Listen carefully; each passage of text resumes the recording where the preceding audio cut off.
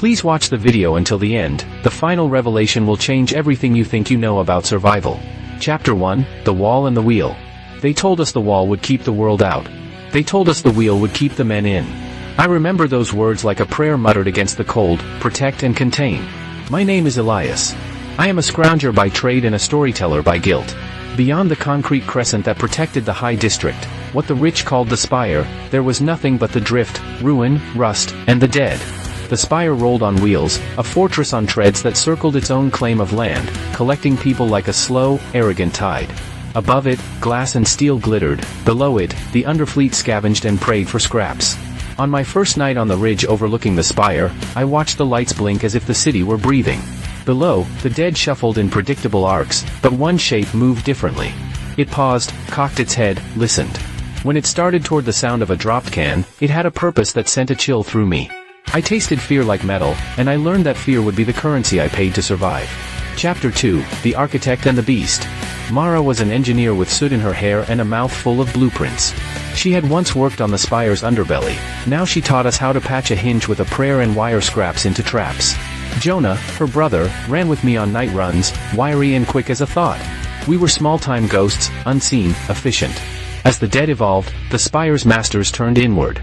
They learned to build comforts while the rest of the world learned to rot. Their leader, call him Captain Rook, wore a uniform that smelled of oil and old promises. He said he would outlast the rot. He refused to believe the dead could learn, adapt, or hunger with something like strategy. Then the dead began to gather like congregants at a sermon. Where once their movements were random, now there was a pattern, silent formations that converged toward the noise the spire made, the low thrum of engines and horns that fed its industry. I watched as one of their numbers, taller, scarred, with a fissure of intelligence in a blank face, led others like a shepherd. Mara touched my arm and whispered, "They remember us.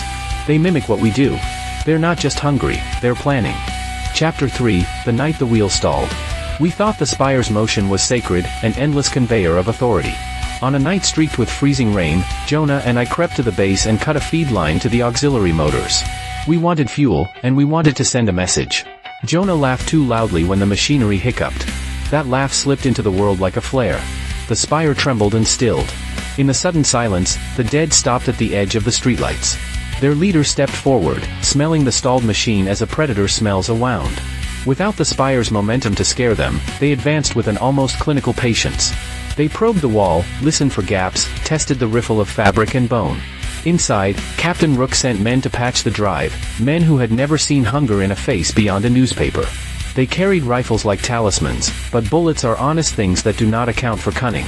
When the breach came, it was small, a gate thrown in fear, a window unlatched, an open heart. The dead flooded like a rumor that refuses to be silenced. Chapter 4, The Price of Luxury. We were forced into the belly of the spire with the rest of the city's refuse. The rich moved to higher levels and watched the spectacle through glass, like gods distracted with theater. Below them, the servants, the mechanics, the nameless laborers, people whose faces I now recognized, bartered for survival.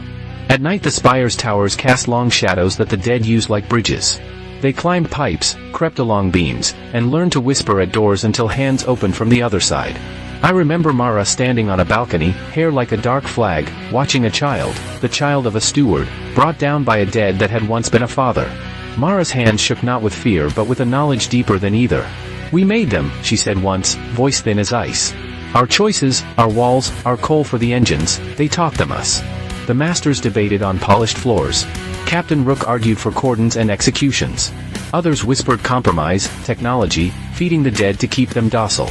In their calculus, people like Jonah and me were variables, expendable. The true horror wasn't the shamble of the dead, it was the calm arithmetic of those who called themselves civilized. Chapter 5, The Turning of the Dead. The leader among the dead, whom Jonah named Pioneer, because he moved like someone mapping new ground, found its way into the lower service corridors. It did not claw blindly. It opened doors. It set fires in empty rooms, not to burn, but to call attention and arrange flocks. It learned to use light and shadow as bait. One evening, trapped in a maintenance shaft, Mara showed me a scrap of paper she'd found in a ruined theater, a child's drawing of a wheel with people smiling on top. The lines were naive, innocent. She pressed it into my palm and said, "They look at that. They learn what we value." Pioneer orchestrated a march toward the kitchens where the spire's food stores were kept. It was as if humanity's instinct, our very habit of gathering around warmth and food, had been copied and reversed. The dead massed there, silent, patient.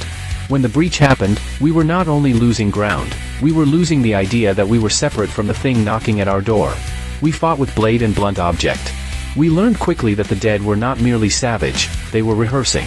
When a set of them turned, stepped aside, and let a small group slip past to rip the hinge off a storeroom, I felt foolish as a man who discovers his own face in a mirror and doesn't recognize the expression. Chapter 6, The Last Story. In the end, it wasn't one great battle but 1,000 small betrayals, a door held for a stranger, a ration bartered for a lie, a child left behind because the road outside smelled like hope. Captain Rook, from his towers, ordered a purge. The engines he had once cherished heaped smoke like an offering, and the spire rolled again, like a beast waking to a plan. They drove toward the city beyond the ring, toward safety they promised themselves. Jonah did not make it out of the lower decks. I still see his grin when the lights flickered, a brief, stupid joy. Mara and I crawled through vents, past the shadows of those who had become different, past the bodies of the men who had clasped their money to their chests rather than hands. At the topmost balcony, where glass met the sky, Captain Rook stood with his hands on the rail, a man who believed he could outrun consequence. He had built his life on a wheel of exclusion. I thought of the child's drawing, of the faint, hopeful smile. I thought of the dead learning to imitate us and wondered if imitation meant inheritance. The last thing I saw of Rook was not his face but his hands, fumbling at a radio he had once used to command the city. Below him, like a tide, the dead moved with purpose, and behind them the spire rolled toward a horizon that had no use for the distinctions we had worshipped. When dawn came, if it deserved the name, the world smelled of wet iron and old engines. The spire was a scar on the landscape, and the dead were a new kind of nation. I sat on a broken step and told the story to anyone who would listen. Stories, I had learned, were tools as sharp as any blade. They could summon courage or convict. If you watch closely, you might see it now, small groups of the dead arranging themselves, placing 2 smoldering boards to bridge a gutter, stacking cans like a crude ladder. They are learning to build what we break. They do not appear to fear themselves. They do not appear to hate us. They appear to be very good students. I write this because stories were always how we remind ourselves of who we were. But perhaps the truth I cling to is weaker than the night. Perhaps the real terror is not that the dead will devour us, but that they will keep our architecture and teach our worst lessons back to us, polished and sharpened. And as for me, Elias, I keep telling the tale because to tell it is to stay awake. To stay awake is to try to change what is coming.